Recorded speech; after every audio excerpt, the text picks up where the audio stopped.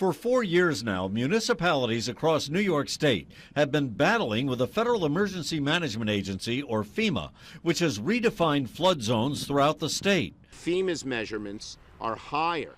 Senator Chuck Schumer came to Syracuse yesterday to declare that FEMA's new flood maps are based on inaccurate data. They are wrong.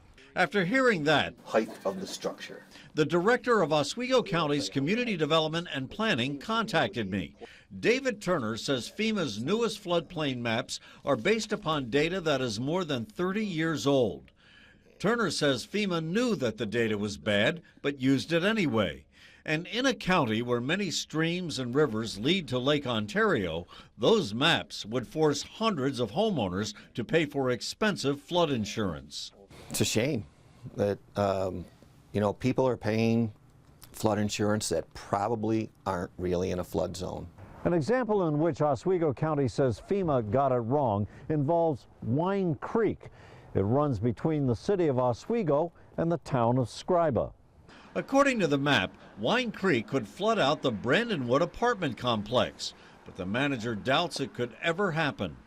Never seen it flood. I've been here 11 years and it's always been about that low or maybe about a foot or two higher.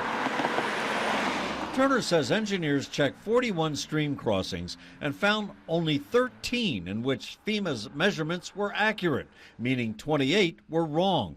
But in order to convince FEMA to change its maps, the county would have to pay for a much broader scientific study. So the onus would be on the taxpayers here to try to prove their mistake? Pretty much.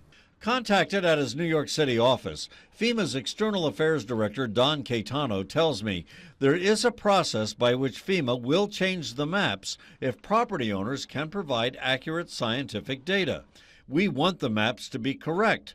We want them to be accurate. Reporting from Oswego, I'm Jim Kenyon.